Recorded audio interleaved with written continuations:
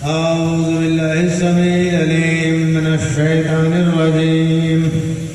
بسم الله الرحمن الرحيم. الحمد لله نحمده ونستعينه ونستغفره ونؤمن به ونتوكل عليه ونعوذ بالله من شرور أنفسنا ومن سيئات أعمالنا. من يهدي الله فلا مضل له ومن يضلل فلا هادي له.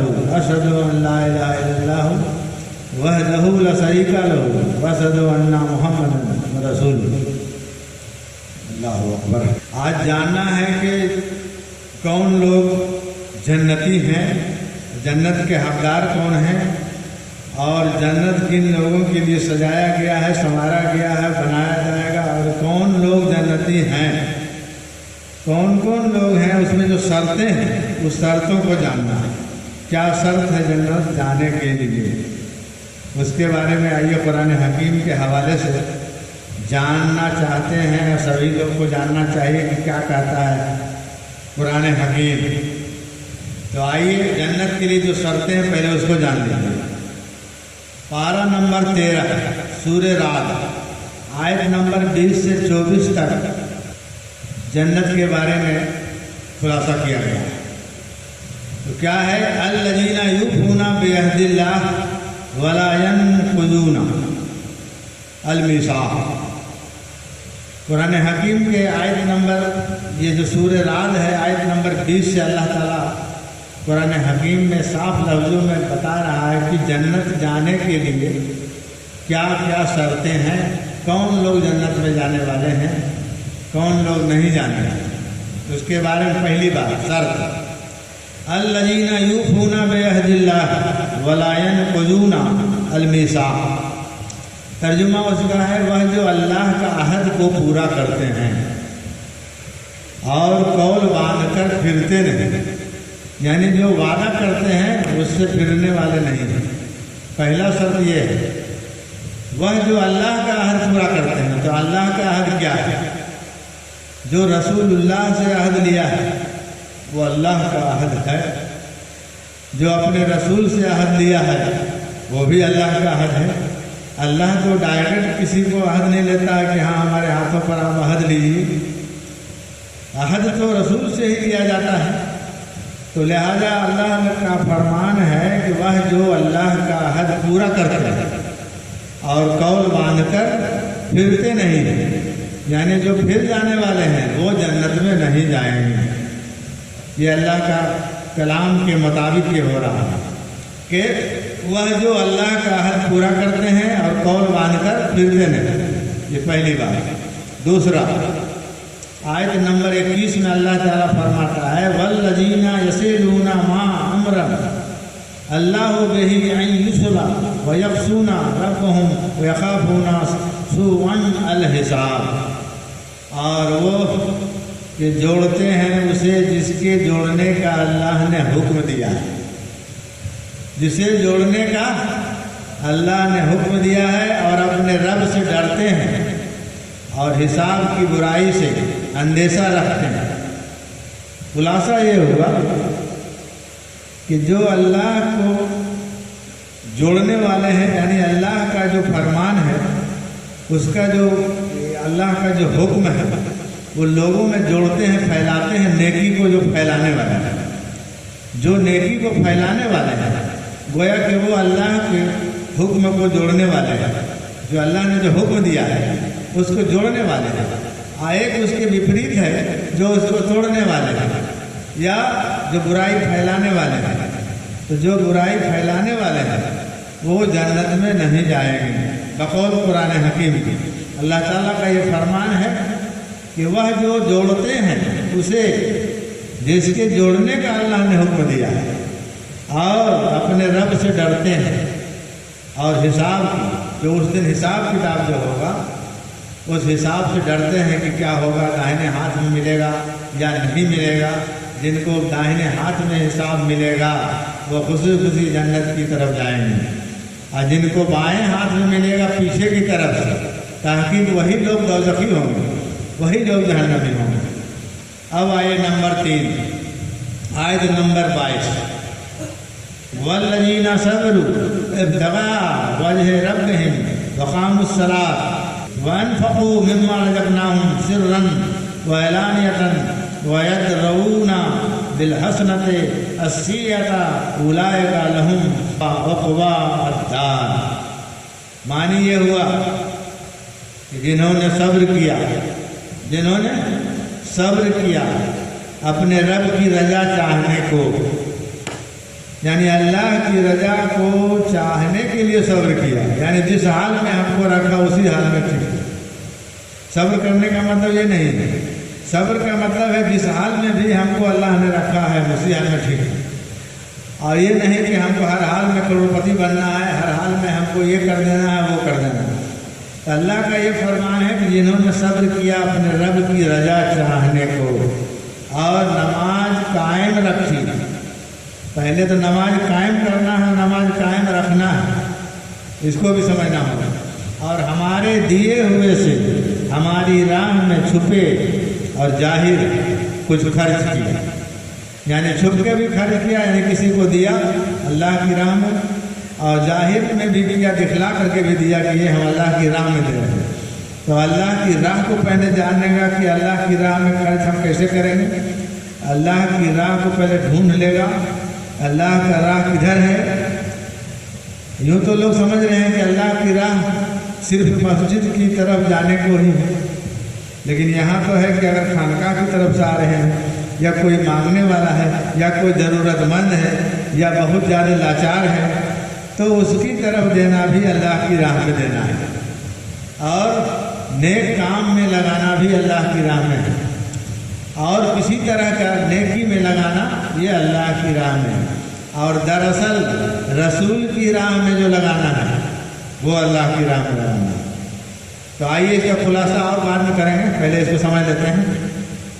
یعنی ہمارے دیے سے ہماری راہ میں چھپے اور ظاہر کچھ خرچ کیا، اور برائی کے بدلے بھلائی کر کے ٹالتے ہیں۔ اگر ان کے ساتھ کوئی برائی کرتا ہے تو بھلائی سے اس کو ٹال دیتے ہیں، تو انہی کے لیے ہے پچھلا گھر کا نفع، یعنی جنت جو ہے انہی لوگوں کے لیے ہے جن میں یہ صفات پائی جائے گی، یا جو لوگ اس طرح کا کام کرتے ہیں۔ اب آئیے نمبر 4 میں، آیت نمبر 23، جنات عدن يدخلونها ومن صلح من آبائهم وازواجهم وذرياتهم والملائکۃ يدخلون علیہم من کل باب، یعنی بسنے کے باغ ہیں جس میں داخل ہوں گے، یعنی ایسا باغ ہے جہاں بسا جا سکتا ہے، یعنی بسنے کے لیے، یعنی اس میں ٹھہرنے کے لیے۔ اب وہ جگہ اتنا لمبا چوڑا ہے جس کے بارے میں آپ تصور بھی نہیں کر سکتے ہیں۔ اللہ تعالیٰ فرماتا ہے کہ بسنے کے باغ ہیں جس میں داخل ہوں گے، اور جو لائق ہوں ان کے باپ دادا، جو باپ دادا لائق ہوں گے، یہ بھی غور فرمائیے گا، جن کے باپ دادا لائق ہوں گے، اور بیویاں ان کی اور اولادیں اور فرشتے ہر دروازے سے ان پر یہ کہتے ہوئے آئیں گے کہ سلامتی ہو تم پر، تمہارے صبر کا بدلہ ملا۔ تمہارے صبر کا یہی بدلہ تھا کہ تم تو آئے ہی آئے، اور تمہارے ساتھ ساتھ تمہارے باپ دادا بھی آ گئے، اور تمہاری بیویاں بھی، اور تمہاری اولادیں بھی۔ اگر وہ بہترین کام کرنے والا ایسا ہے تو یہ ہم نہیں کہہ رہے ہیں، اللہ کا کلام ہے۔ بسنے کے باغ ہیں جس میں داخل ہوں گے، اور جو لائق ہوں ان کے باپ دادا اور بیویاں اور اولادیں اور فرشتے ہر دروازے سے ان پر یہ کہتے ہوئے آئے کہ سلامتی ہو تم پر، تمہارے صبر کا بدلہ ملا۔ اب آئیے نمبر 5، سلام علیکم بما صبرتم ونعم عقبی الدار، سلامتی ہو تم پر تمہاری صبر کا بدلہ، تو پچھلا گھر کیا ہی خوب ملا۔ پچھلا گھر مطلب کیا ہے؟ یہ اگلا گھر ہے، اور وہاں جو ملے گا وہ پچھلا گھر ہے۔ تو گھر کا مطلب یہ ایسا گھر نہیں جیسا ہم لوگ بناتے ہیں، گھر کا مطلب وہ جیسا گھر ہوگا جس کے بارے میں آپ تصور نہیں کر سکتے ہیں۔ اب آئیے حضرت علامہ اقبال علیہ السلام کے حوالے سے کہ جنت میں کون لوگ جائیں گے، ان کے کہنے کے مطابق ان کا جو یہ ہے کہ مومن ہی جنت الفردوس کے حقدار ہے۔ ये 18वां पारा पहले हो चुका। अब ये उनके हिसाब से दुनिया में क्या होता है। हजरत अल्लामा इकबाल अलैहिस्सलाम फरमाते हैं कि हो हल्के यारा तो बरेशम की तरह नरम, हो हल्के यारा तो बरेशम की तरह नरम। हल्के यारा मैंने दोस्तों का अगर हल्का है, जहाँ पर सब मुरीदीन लोग हैं, अपने दीनी भाई हैं, ये हो गया हल्का, यानी दोस्तों का हल्का। मोमिनों का हल्का, जहाँ पर खाली मोमिनीन लोग हैं, तो वहाँ पर वो क्या होते हैं, रेशम की तरह नरम। अपने लोगों में वो रेशम की तरह नरम होते हैं मोमिन। और उसके बाद क्या कहते हैं, रज में हक व बातिल हो तो फौलाद है मोमिन। रज में हक व बातिल मैंने सच और झूठ का जहाँ पर झगड़ा आ गया, जहाँ पर इस्लाम और कुफ्र का मामला आ गया, तो वहाँ पर वो फौलाद बन जाता है। यही होना चाहिए, यही पहचान है मोमिन की। कह रहे हैं कि रज में हक व बातिल हो तो फौलाद है मोमिन, यानी जहाँ सच और झूठ का बारी आ जाएगा, जहाँ सच और झूठ का फैसला करने का, तो आपको सच के साथ रहना है, झूठ के साथ नहीं रहना है। इस्लाम के साथ रहना है, काफिर के साथ नहीं रहना है। इस्लाम के लिए जान देना है, इसके लिए चाहे जो भी हो, लेकिन इस्लाम के लिए ही जीना है, इस्लाम के लिए मरना है।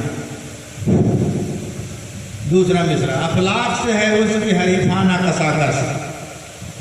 अफलाक से यानी आसमान का जमा होता है, फलक को कहते हैं आसमान, और उसी का जमा है अफलाक, यानी आसमान की जमा।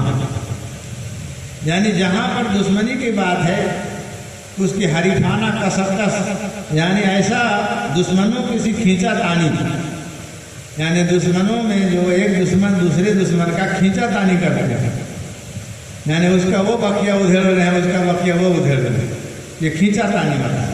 खींचा तानी को कहा है, यानी दुश्मन के साथ शदीद इख्तलाफात और टकराव को ही कहा गया है हरीफाना कसाकस। हरीफाना कसाकस मानी होता है कि आपका उससे शदीद टकराव, यानी ज़बरदस्त झगड़ा, यानी इस तरह का झगड़ा जैसे कि कुफ्र और इस्लाम में होता है, यानी झूठ और सच, यही झगड़ा चला रहा है शुरू से आखिर तक और क़यामत तक ही जाएगा।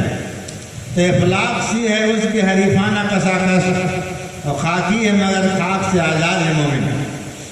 खाकी है मगर खाक से आज़ाद है मोमिन, यानी ज़मीन में रहने वाला है, मिट्टी से बना हुआ है, लेकिन फिर भी आज़ाद है। जिसका जो है आज़ादी है, यहाँ से फलक तक आदम अलैहिस्सलाम की आज़ादी है। कहने का मुराद इनका यह है कि खाकी है मगर खाक से आज़ाद है। मोमिन को आज़ाद होना चाहिए, बना हुआ नहीं। तीसरा मिसरा कहते हैं, जस्ते नहीं कुंजस तो हमाम उसकी नज़र में। जस्ते नहीं कुंजस तो हमाम उसकी नज़र में। नहीं जस्ते हैं मतलब क्या हुआ, यानी निगाह में कोई अहमियत उसका नहीं है, यदि आदमी नहीं जसता, यानी उसके में अहमियत नहीं कुछ है, इसीलिए कहते हैं जस्ते। निगाह में उसकी कोई अहमियत जिसका नहीं है वो आदमी नहीं जचता। जिसके निगाह में कुछ अहमियत नहीं है वो जचेगा कैसे, उसको जचना ही नहीं है। तो इसीलिए कहें जचते नहीं कुंजस। कुंजस माने होता है चिड़िया, मुराद कौम, यानी वो कौम जो हक पर है वो बातिल वालों को नहीं जचते हैं। खुलासा ये है कि जो हक पर चलने वाले हैं और जो बातिल कुव्वतें हैं वो इसको एकदम नहीं जचता है। बिल्कुल टकराव होते रहा है, होते रहेगा, क़यामत तक होता है। इसीलिए अल्लामा इकबाल अलैहिस्सलाम ने फरमाया कि जचते नहीं कुंजस को हमाम उसकी नज़र में। गो के हमाम में नहाने वाला घर होता है, लेकिन यहाँ मुराद है कबूतर, यानी कमज़ोर अफराद। इसीलिए अल्लामा इकबाल अलैहिस्सलाम ने फरमाया कि जचते नहीं कुंजस वो हमाम उसकी नज़र में। अब जिब्रील व सराफील का सयाद है मोमिन। जिब्रील अलैहिस्सलाम जो बहुत बड़े, यानी कि तमाम जितने भी हैं, पूरी दुनिया का जितना भी यानी रूह है, रूहुल अमीन का लक़ब है। रूहुल अमीन का लक़ब है जिब्रील अलैहिस्सलाम का। तो जिब्रील अलैहिस्सलाम जो बहुत बड़े फरिश्ते हैं, और इसराफील अलैहिस्सलाम जो सुर फूंकने वाले हैं, क़यामत के इंतज़ार में लेके बैठे हुए हैं, जैसे ही हुक्म होगा सुर फूंका जाएगा। تو یہ جو ہے صیاد یعنی شکاری جو ہوتا ہے وہ صیاد کہلاتا ہے۔ تو یہ کہہ رہے ہیں جبریل و اسرافیل کا صیاد ہے مومن، جبریل و اسرافیل کا صیاد ہے مومن، یعنی وہ جو ہے ایک طرح کا شکاری ہے۔ صیاد ان کو نہیں رچتا ہے، ان کو اتنے بڑے جو جبریل علیہ السلام ہیں اور اسرافیل علیہ السلام ہیں۔ یہ ہو گیا دنیا میں۔ اب آئیے جنت میں کیا کہتے ہیں مومن کو؟ کہتے ہیں فرشتے کے دل آویز ہے مومن۔ فرشتے لوگ کہتے ہیں کہ دل آویز ہے مومن، یعنی دل کو پسند آنے والے، یعنی دل کو بھانے والے ہیں، یعنی دل کو لبھانے والے ہیں۔ مومن جو ہیں وہ فرشتوں کو بھی بہت اچھا لگتے ہیں، بہت دل لبھاتے ہیں۔ مومن میں یہ خوبی ہے کہ فرشتوں کو بھی پسند آتے ہیں مومن۔ اور اس کے بعد کہتے ہیں کہ حوروں کو شکایت ہے کہ کم آویز ہے مومن، یعنی جو وہاں کی حوریں ہیں ان کا کہنا ہے کہ یہ لوگ کم اٹھنے بیٹھنے والے ہیں لوگوں میں، یعنی حوروں کی شکایت ہے کہ یہ آدمی سب جگہ بیٹھنے والا نہیں ہے۔ شکایت اس بات کا ہے کہ کہیں پر بات چیت اتنا نہیں کرتا، یعنی بیٹھتا نہیں ہے، کم جرف لوگوں کے ساتھ یا اور کیسے لوگوں کے ساتھ، گندے لوگوں کے ساتھ یہ بیٹھنے اٹھنے والا نہیں ہے۔ یہ حوروں کی شکایت ہے، وہ کہ یہ شکایت درست نہیں ہے، یعنی شکایت ہے تو کوئی ایک معمولی ایسی بات پر کہ یہ دوسرے لوگوں میں بیٹھنے اٹھنے والے نہیں ہیں۔ یہاں پر کہہ رہے حوروں کو شکایت ہے کہ کم آویز ہے مومن۔ کم آویز یعنی دوسروں میں کم اٹھنے بیٹھنے والے کو کم آویز کہتے ہیں۔ تو مومن کے یہ صفات تو حضرت علامہ اقبال علیہ السلام نے ایک لائن میں بھی بتا دیا، اور یہاں پر پورے تفصیل سے انہوں نے بتا دیا۔ تو اس لیے بہت ضروری ہے کہ اس پر غور کیا جائے، اور مومن کے 6 صفات ہیں اس پر بھی بات ہوگی، اور مومن کے جتنے صفات ہیں اس پر ساری بات ہوگی۔ اور اس میں صاف طور پر بتا دیا ہے کہ مومن جو ہے ریشم کی طرح نرم ہوتا ہے اپنے لوگوں میں، لیکن دشمنوں کے لیے فولاد ہوتا ہے۔ یہ صاف لفظوں میں بتا دیا گیا ہے۔